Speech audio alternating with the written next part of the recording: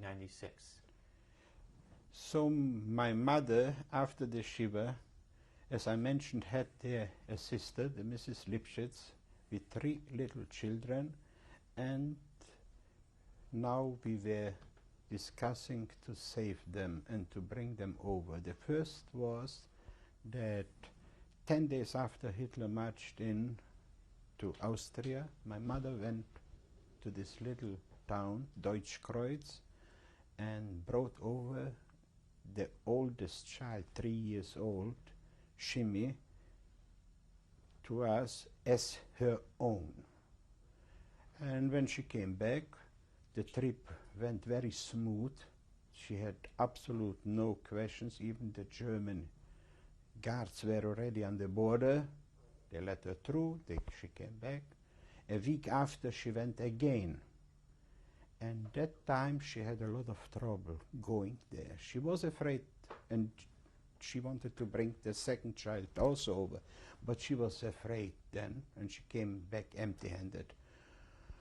But we see that there is no other solution. That has to be, we have to bring over the rest of the family, the sister with the husband and the 2 other children, illegal, which means they will have to cross the border, which my uncle, David Hochhauser, whom I mentioned, who left for London, but that time he was still in Czechoslovakia, he arranged it, and he brought them over, paid a lot of money, and once they were over, they arranged already to go, as I said, to America, to the United States. It wasn't so easy. It took them a long time, and they have to sit in Prague, and they got already the visa in Prague, because the US consulate was only in Prague. But they had everything ready. The visa to United States, they had their arranged to go by a ship.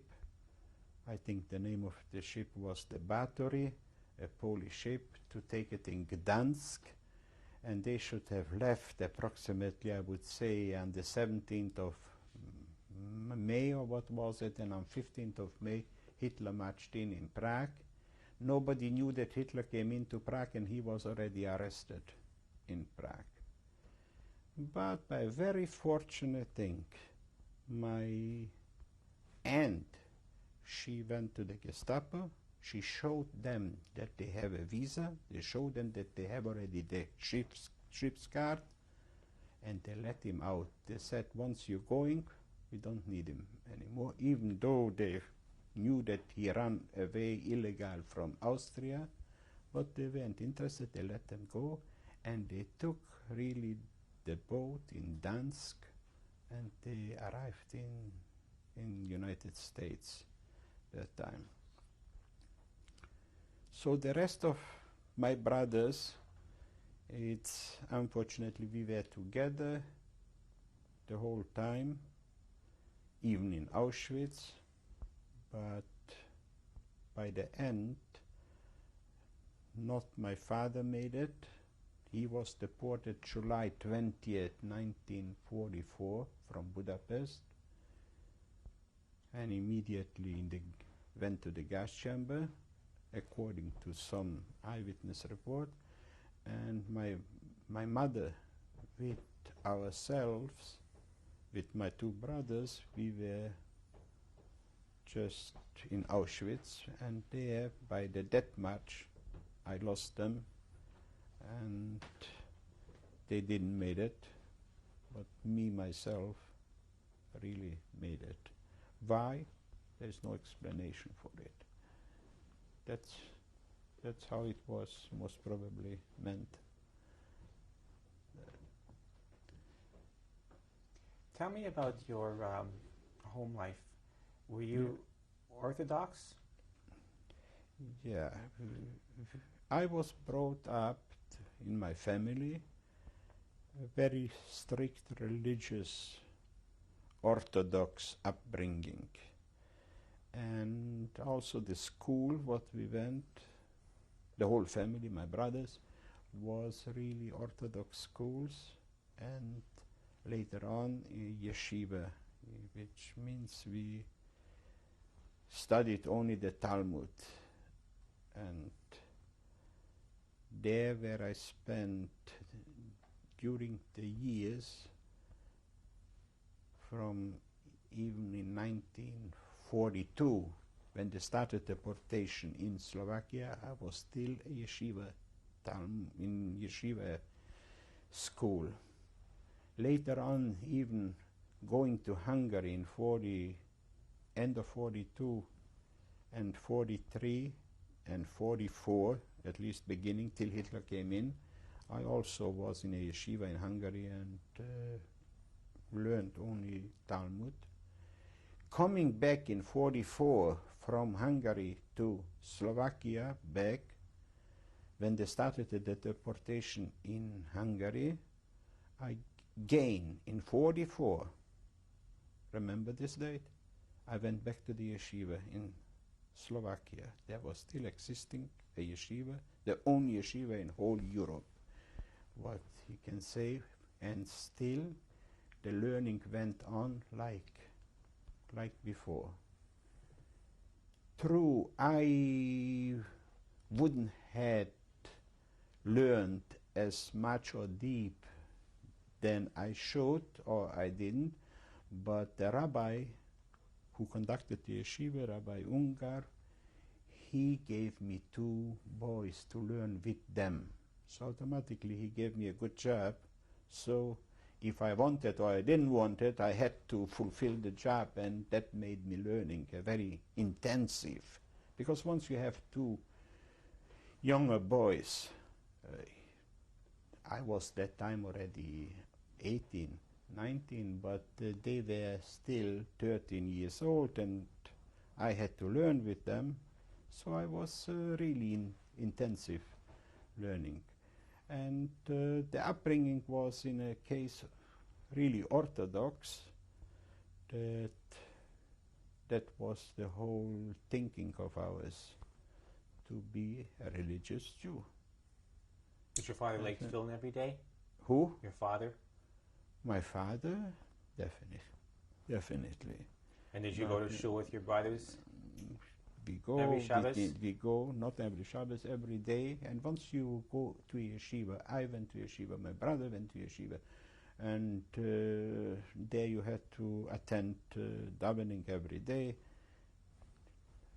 except Shabbos we didn't lay no tefillin, but otherwise we conducted a very religious life. Who was the oldest of your brothers? Yeah, my oldest brother was the Nissen. When was he born? He was born 1924. He was 1 year older than me, and he was also a Talmudic student and had a very open-minded brain, considered he was a genius in learning, and also a self-made man or self-made studious fellow, that self-taught, that he knew all around besides Talmudic religious studies. And me, I was a mediocre and middle job. But my younger brother, Pinchas, who was also 1 year younger than me, he was born in 1926, he was also a big genius, and in a different way, that he was learning very intensive, and he was learning to remember everything by head. So he knew already, I would say by 1944, thousands of pages by heart, and you can ask him, nobody would believe it. You ask him page 27, what's written, he knew it. Or you ask him, tell me what's written in page 27, and he said exactly word by word. He was just learning. Beginning when he started to memorize only the Bible, the Chamisha Torah. And later on he began to memorize the Shulchan Aruch, and that he knew by heart. Even to mention that in Auschwitz, I was walking with him together to work, he was only again repeating and repeating word by word, and not only walking to the work, it took us an hour to walk and an hour back. So he was only, even during the work, sometimes in the middle of the work, I went, because we were working on the same place, I went there just to look around what he's doing, and he was cooking his soup, that was his lunchtime, and he was still saying word by memorizing the passages of the thing. Were you closer with one brother than the other? Yes and no, because with one brother, with my older brother, I was closer because in 1940 and 1941, we went together to one yeshiva. So we learned together the whole day. He was my teacher, so-called, or we learned together. So for these 2 years. So I didn't have contact that time with my younger brother at all, because he was still in Pressburg and I was with my older brother already in the yeshiva in Nitra. That is also in Czechoslovakia. That was the yeshiva. But that doesn't mean that I'm closer to him, but you are together with him. And on the way out of Auschwitz, he was still strong, I could say, or healthy, and I was already weak, almost to fall apart. So when we started to evacuate, he helped me to walk these 30 hours from Auschwitz to Gleiwitz. But there, unfortunately, I missed him, and I couldn't find him, and because they put me with the weak ones together on an open train went to Buchenwald. And what happened to him, I really don't know. Only some friend told me he got shot, and they started to march, and on the way they shot them. How much family did you actually have in the same city? In Bratislava? We could say none. We didn't have no direct relatives, only my father's cousins, and so, but not. So did you see your extended family very often? In extended family, so I was a child during the thing, but I've seen them. Definitely on Purim, we took them Shlachmones, and they came to visit us, so my parents went to visit them. Did you belong to any organizations? Not direct. I belonged to, I want to say, to Agudas Israel, which was all the religious Jewish kids belonged there, which was called Pirchei Agudas Israel. Not really as members, but really because this wasn't such a membership. It was only Saturday afternoon or other times to get together. They give their peanuts and what for the kids. They told stories to the kids. So it wasn't really like an organization type to belong to. My father belonged to the Agudas Israel, which was today it's a party in Israel, but that time it was only a loose Orthodox religious organization to keep together all the religious Jews.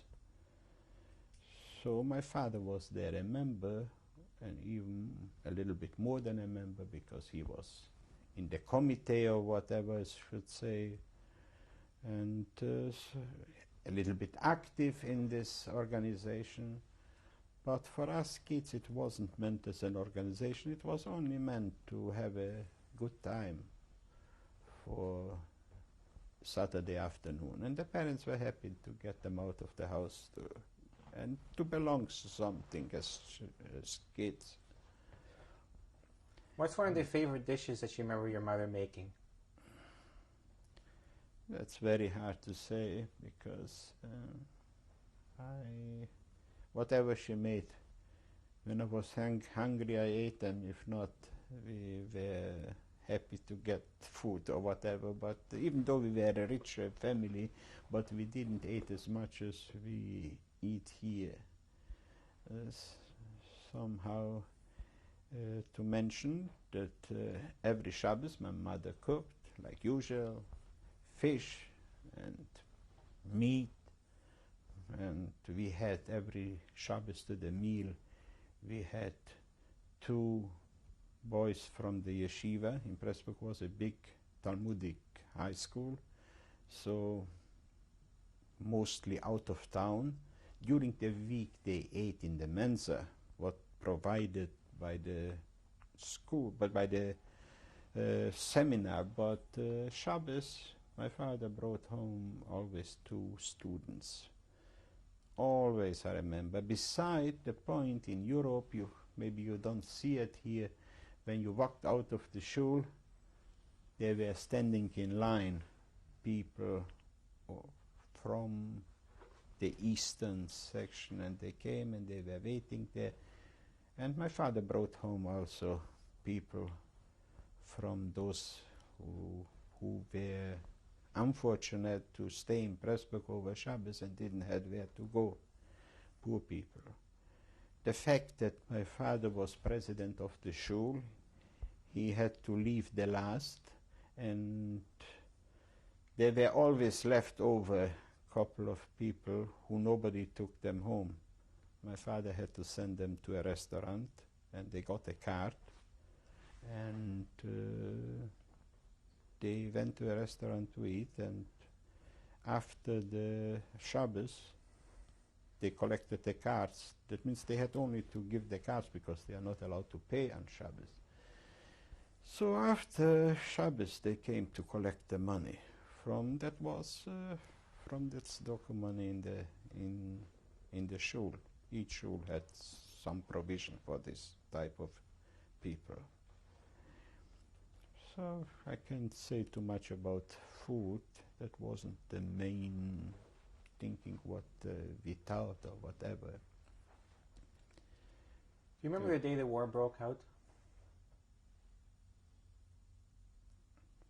I remember, to be honest, in the 1935-36 when I started to read newspapers, and only because of Hitler. My father had a newspaper coming to the business, and he brought it home every night when he was in town.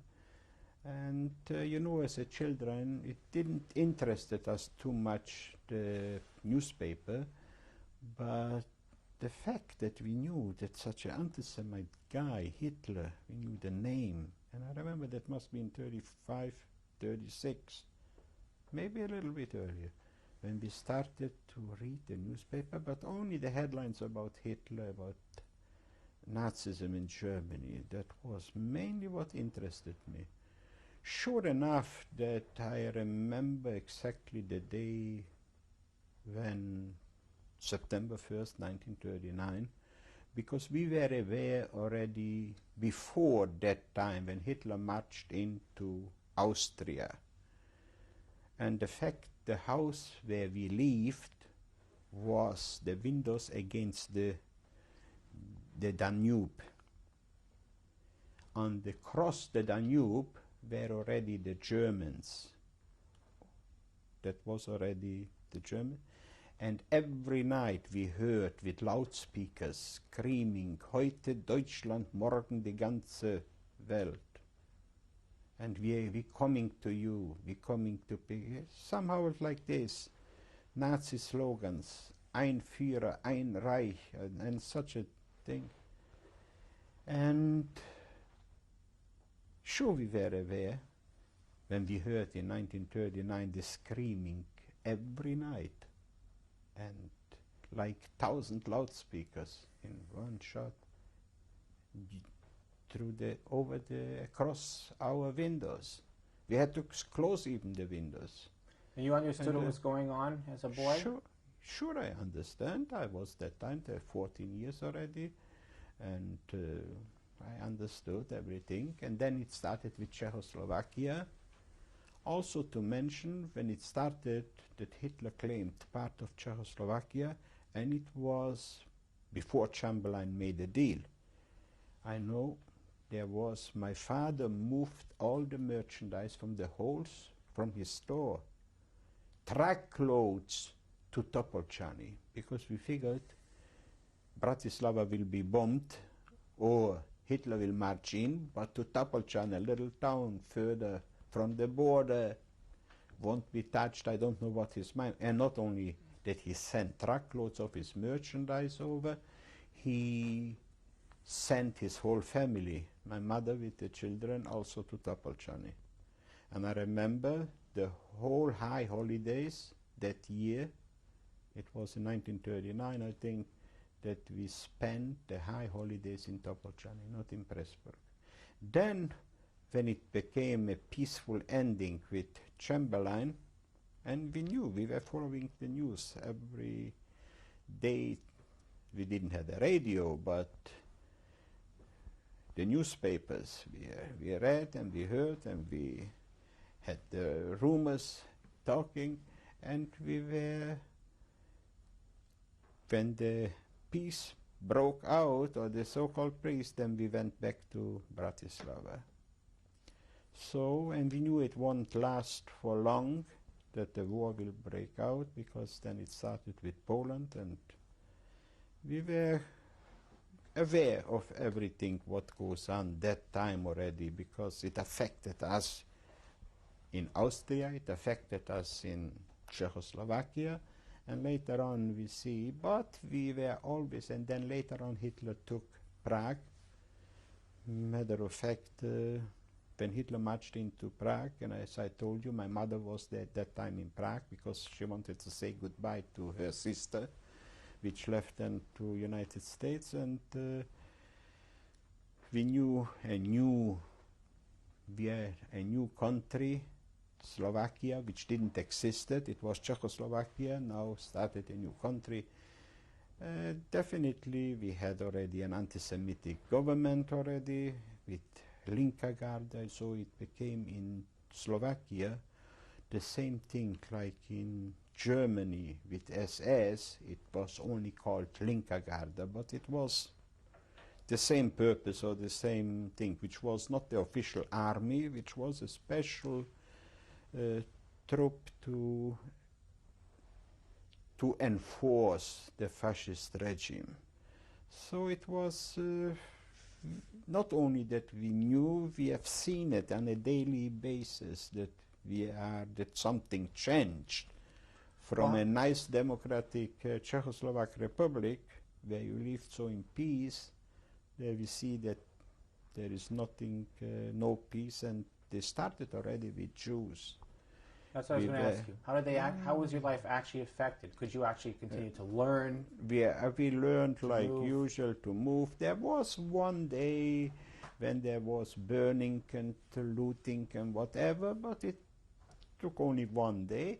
And the fact we went on our daily lives, sometimes I went on the street, they came across, I crossed some of the Schotzen, we called them, and they hit me and whatever, but it didn't hurt it really much, but there were Jews who got really badly hurt. And so, but this was not so officially, it was more or less done by hooligans, but we as Jews couldn't go against them. And mind you, even in the very normal times in 1936, 37, happened also sometimes that I was afraid to go on some certain streets when I've seen there this real hooligans standing. I was waiting till some adults are coming, so I went with the adults, but I wouldn't go pass by there by them. That was even in the good old times. Yeah, but once it happened, and that must have been in 1940, on a Sunday morning, I walk out from my house early in the morning with my Taliesin film under my arm, and I have seen there the German, it wasn't really the SS, but this was the German youth in Bratislava. And they were also waiting there for some outings. And I went, and all of a sudden I see that they circle me around. I figured to run away, it's no use, because I'm circled already. I was walking slowly. They came to me, they took out my Taliesin film, and they didn't even touch me, they let me go. I went to school, into shul, without the Taliesin film. I downed there. On the way back, a Jewish lady, her name was Mrs. Frisch. We were living number 6, and she was living number 4. From her window, she has seen the whole thing. That how I walked, how I got circled, how they took my Taliesin film, and how they let me go. And then she has seen they took a little bit gasoline, they poured it on the Taliesin film and burned it. And then they left it there burning. She came down, she put water or whatever, and she took it to her home. When I came home from shul, the Mrs. Frisch greeted me already that she has my Taliesin film a little bit burned. So, and she gave it to me.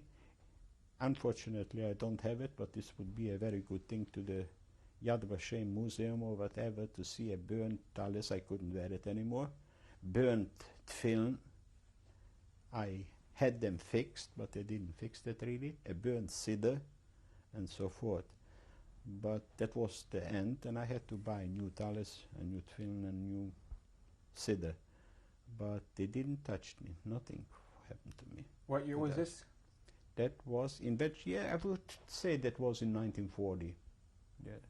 And it was already the war, and so in Czechoslovakia, the Slovaks had the Linka Garda, but the Germans also conducted there the Hitler Youth, their own. It was like SS special, but not, they didn't have such a power than the SS. But if they would kill me there, nobody would do nothing. Nobody would ever even notice. I wouldn't be even here. That's it. But fortunately enough, that nothing happened to me that time.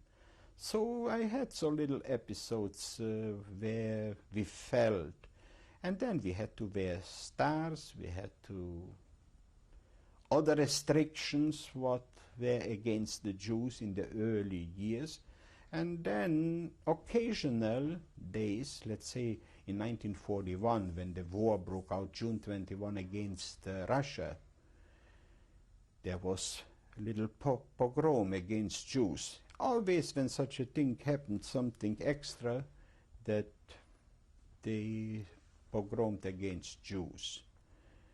And it must have been in 1939, or no, it must be also in 1940. And I remember they came to a synagogue and they tore Sifrei Torahs.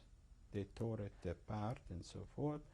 I remember the date, it was Kaf Sivan that year, because we went out to the cemetery, and when I was there, they buried the Sifrei Torahs.